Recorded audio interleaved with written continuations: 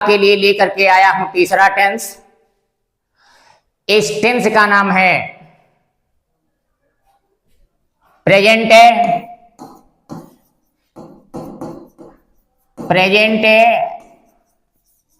Perfect tense. इस तीसरा tense लेकर के आया हूं, इसका नाम है प्रेजेंट परफेक्ट टेंस। इसके पहले आप पढ़ चुके हैं प्रेजेंट इंडेफिनिट, प्रेजेंट कंटिन्यूस। अब इसका नंबर है प्रेजेंट परफेक्ट टेंस। इस टेंस में कार्य पूर्ण रूप से हो चुका। इस टेंस में कार्य पूर्ण रूप से वर्तमान समय में हो गया, तो इसको कहेंगे पूर्ण वर्तमान काल। पूर्ण वर्तमान काल। ये हुआ। चलिए अब देखते हैं इसकी हम पहचान, रूल, उदाहरण। तो आइए मैं तुम्हें समझाने का प्रयास कर रहा हूं और आप समझने का प्रयास करें। वादा है कि नहीं भूलोगे, कभी भी नहीं भूलोगे। जैसे यहां पर लिखा हुआ है पहचान, ये लिखा हुआ है पहचान। तो जिस हिंदी वाक्यों के अंत में चुका है, चुका है, चुकी है, चुके हैं, चुके हैं, या ये आज, ये आए। जिस हिंदी वाक्यों के अंत में चुका है, चुकी है, चुके हैं, या ये आए, तो वो हो प्रेजेंट परफेक्ट टेंस कहलाता है। अब इसका रूल देखिए, इसका रूल देखिए, नियम देखिए। अब ये लिखा हुआ है रूल, लिखा हुआ है रूल ये। तो इसको हिंदी में को अंग्रेजी में ट्रांसलेट करते समय, हिंदी को अंग्रेजी में ट्रांसलेट करते समय सबसे पहले हम लिखेंगे सब्जेक्ट, उसके बाद सब्जेक्ट के अनुसार हेल्पिंग वर्ब एक वचनकर्ता के साथ हैज, बहुवचनकर्ता के साथ हैव, उसके बाद वर्ब की थर्ड फॉर्म, उसके बाद लिखेंगे ऑब्जेक्ट। ये मेरा हो गया रूल, ये मेरा हो गया रूल हो गया। एक वचनकर्ता के साथ हैज, बहुवचनकर्ता के साथ हैव, उसके बाद वर्ब के थर्ड फॉर्म में लिखते हैं, उसके बाद ऑब्जेक्ट नोट करेंगे। तो आइए हम अफर्मेटिव सेंटेंस बनाते हैं। ये लिखा हुआ है अफर्मेटिव सेंटेंस, अफर्मेटिव सेंटेंस। तो आइए एक सेंटेंस बना रहा हूं, ध्यान से समझें इसे। यहां पर लिखा हुआ है एग्जाम्पल। जैसे एग्जाम्पल यहां पर दिया गया, अफर्मेटिव सेंटेंस का मतलब होता है स्वीकारात्मक, सकारात्मक वाक्य, सकारात्मक वाक्य। जैसे लिखा हुआ है यहां पर, वह खाना खा चुकी है, वह खाना खा चुकी है, वह खाना खा, खाना, ख,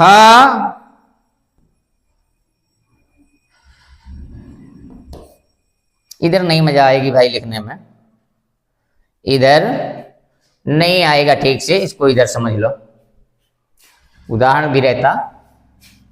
जैसे जैसे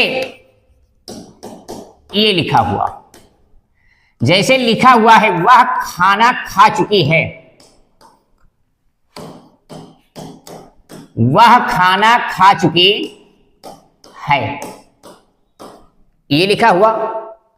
किस तरह का वाक्य हुआ?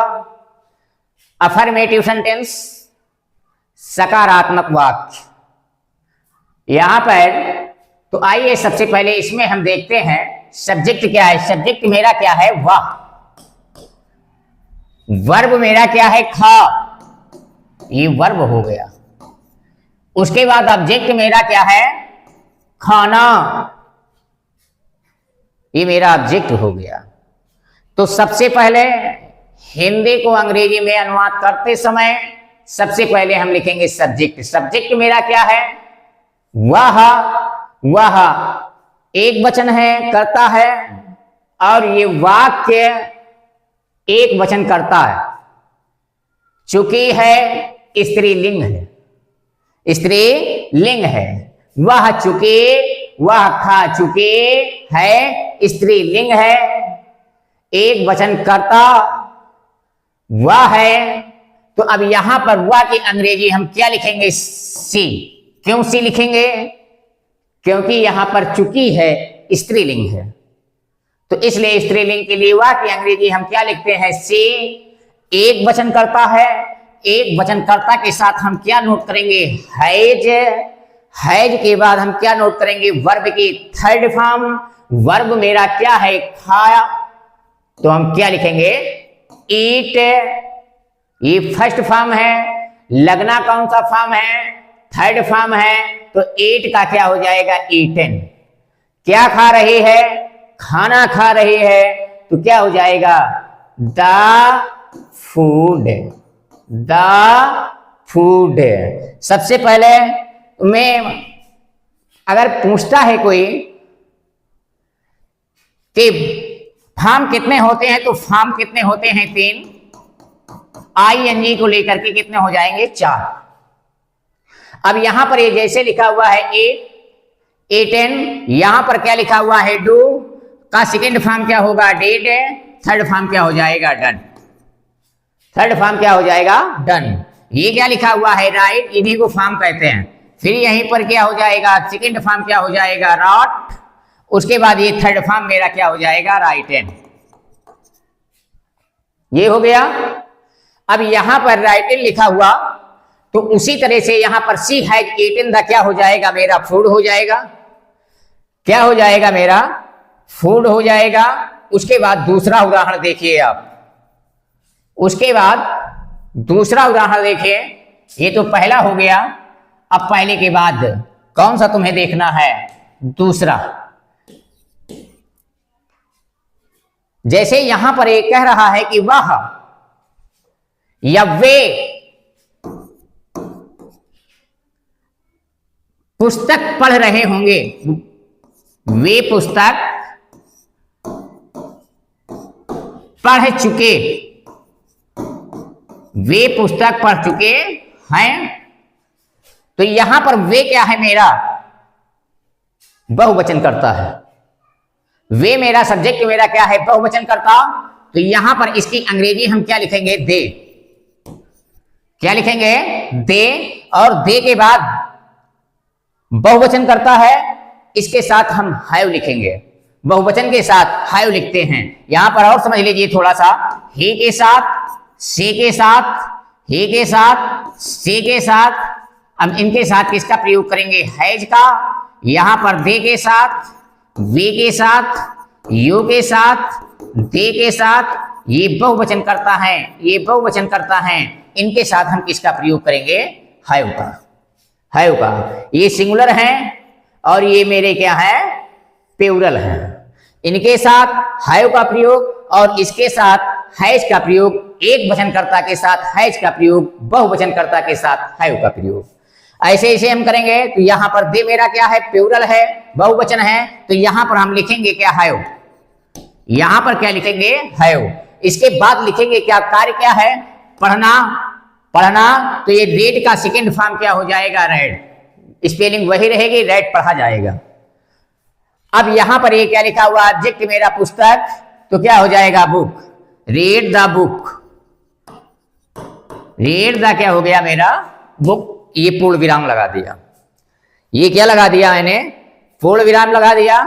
अब उसके बाद आप देखिए नेगेटिव सेंटेंस। उसके बाद आपको क्या देखना है, नेगेटिव सेंटेंस।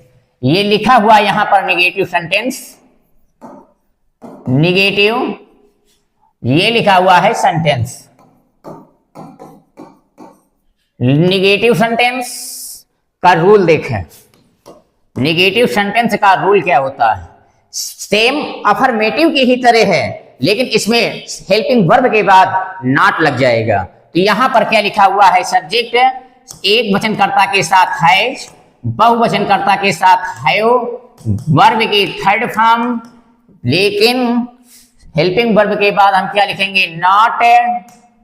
क्या लिखेंगे, नॉट। उसके बाद वर्ब की थर्ड फॉर्म, वर्ब की थर्ड फॉर्म। उसके बाद हम क्या नोट करेंगे, ऑब्जेक्ट।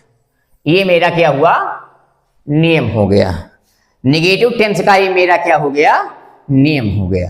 अब उसमें जैसे यहां पर लिखा हुआ है नियम, तो एग्जाम्पल हम दे रहे हैं। यहां पर जैसे लिखा हुआ है एग्जाम्पल, ये लिखा हुआ है, जैसे लिखा हुआ है कि वे गांव नहीं जा चुके, वे विद्यालय नहीं गए। ये वाक्य लिखो, वे विद्यालय नहीं गए। ये हो गया मेरा, वे विद्यालय नहीं गए। फिर यहां पर हम क्या लिखेंगे, बहुवचन करता है, दे के साथ क्या लिखेंगे, हैव। गए का गो का थर्ड फॉर्म क्या हो जाएगा, गॉन। थर्ड फॉर्म लगना है, क्या हो जाएगा, गॉन, गॉन।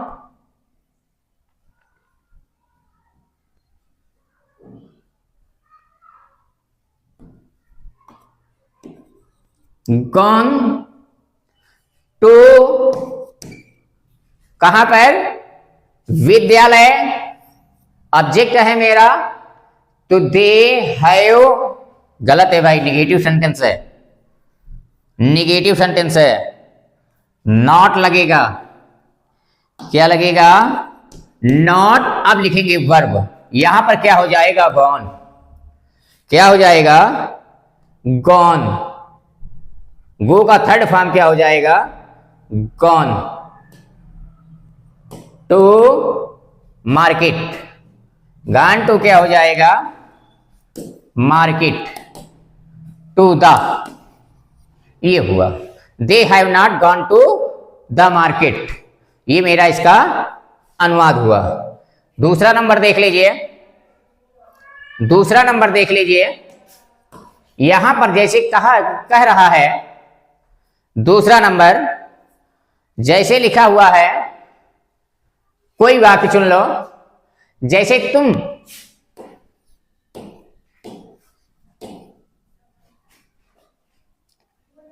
शहर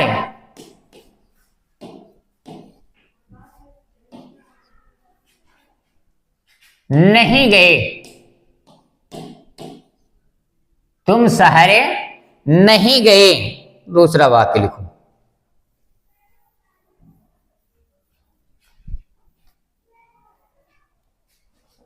दूसरा वाक्य।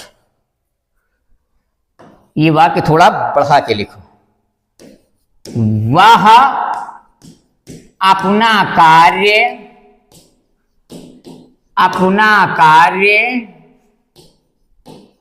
नहीं कर चुका है, नहीं कर चुका है, वह अपना कार्य नहीं कर चुका है।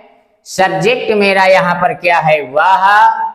इसकी अंग्रेजी हम लिखेंगे ही के साथ क्या लिखेंगे, हैज।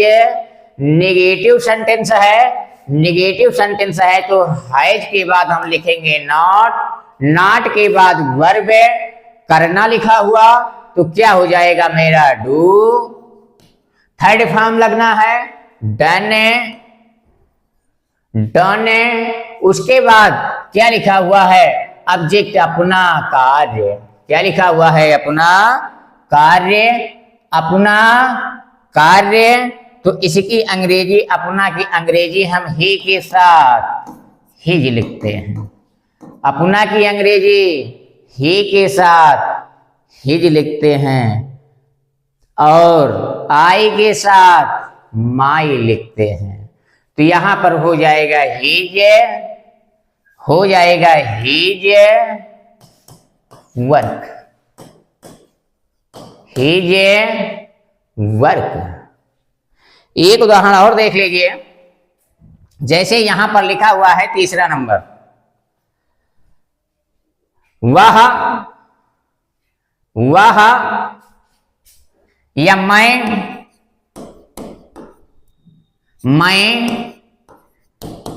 खाना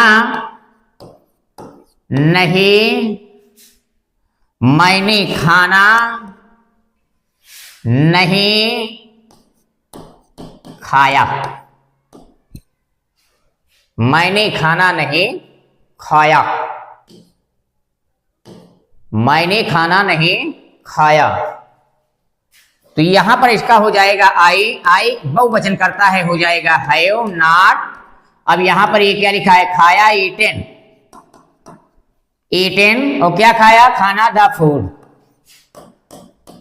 द क्या हो जाएगा, फूड।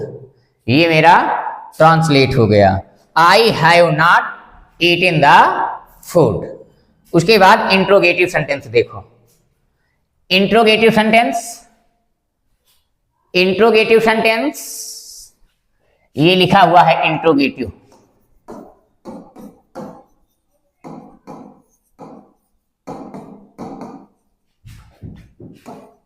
सेंटेंस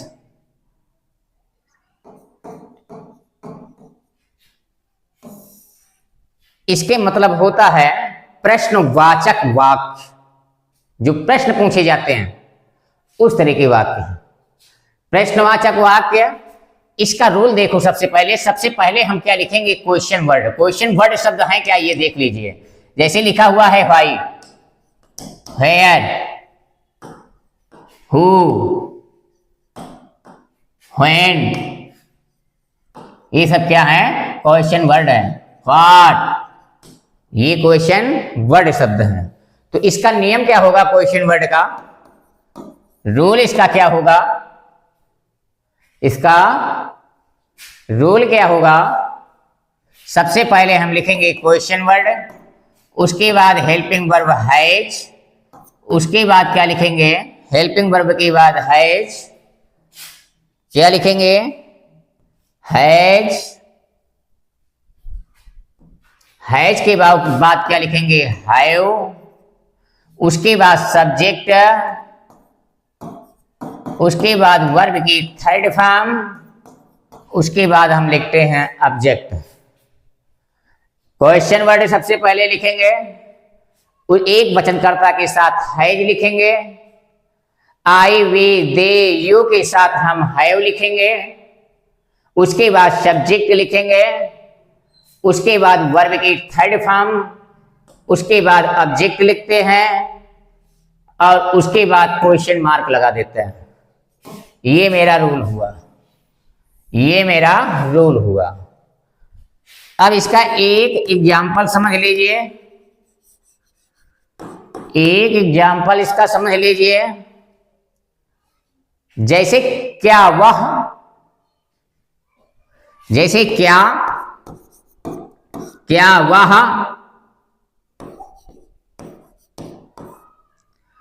क्या वह गाना, क्या वह गाना गा चुका है? क्या वह, ये पूर्ण विराम लगा देंगे, गलत हो जाएगा, क्वेश्चन मार्क यहां पर लगेगा क्योंकि प्रश्नवाचक वाक्य है। क्या वह गाना गा चुका है? वचन कौन है? एक वचन करता, एक वचन कर्ता के साथ हम प्रयोग किसका करेंगे? हैज का। यहां पर लिखा हुआ है क्या। अगर ये क्या वह के बाद में आ जाता तो इसकी अंग्रेजी हम व्हाट लिख लेते। ये क्या वह के बाद आ जाता तो इसकी अंग्रेजी हम व्हाट लिख लेते, लेकिन पहले आ गया तो इसकी अंग्रेजी हम व्हाट ना लिख करके हेल्पिंग वर्ब लिखेंगे। क्या लिखेंगे? केवल क्या का क्या लिखेंगे? एक वचन करता है हैज। हैज के बाद हम क्या लिखेंगे? सब्जेक्ट। सब्जेक्ट मेरा क्या है? वाह। चुका है, ही लिखेंगे, वाह। उसके बाद क्या कर चुका है? गाना गा चुका है। गाना ग का थर्ड फॉर्म होता है सॉन्ग।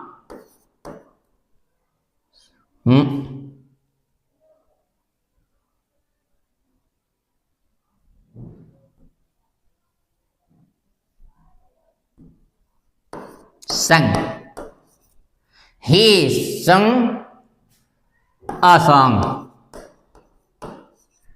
Question mark. सिंग का थर्ड फॉर्म होता है, सेकंड फॉर्म होता है संग, थर्ड फॉर्म होता है सुंग। तो he has he sung a song, ये हुआ। क्वेश्चन मार्क लग गया। एक वाक्य और देख लीजिए। तुमने कब गाना गाया? तुमने कब गाना गाया? तुमने कब गाना गाया? ये क्वेश्चन मार्क लिख गया। तुमने कब गाना गाया या तुमने कब गाना लिखा? क्रिया चेंज कर लो यहां पे। तुमने कब गाना लिखे या लिखा? लिखे। तुमने कब गाना लिखे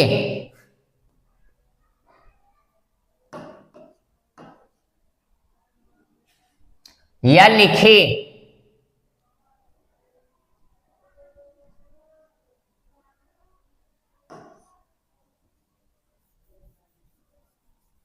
वाक्य ही हटा दो इसको, वाक्य नहीं ठीक से बन पा रहा इसमें। जैसे लिखा दूसरा मैंने आम कब खाया? मैंने आम क्यों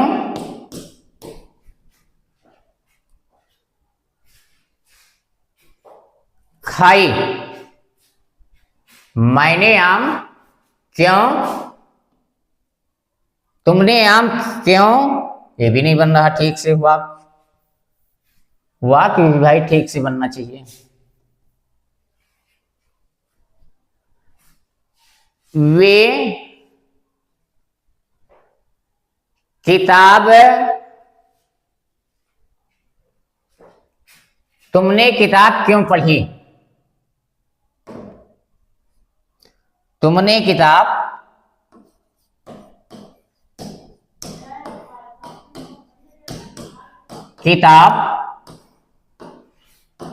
कब पढ़ी? यहां पर क्वेश्चन वर्ड शब्द मेरा क्या है? कब। तुम क्या नोट करेंगे? व्हेन। क्या नोट करेंगे? व्हेन। बहुवचन करता लिखेंगे हैव, उसके बाद सब्जेक्ट यू, उसके बाद क्या पढ़े, किताब रेड, अ बुक, ये क्वेश्चन मार्क लगा दिया, ये मेरा हो गया translate. When have you read a book, when have you read a book.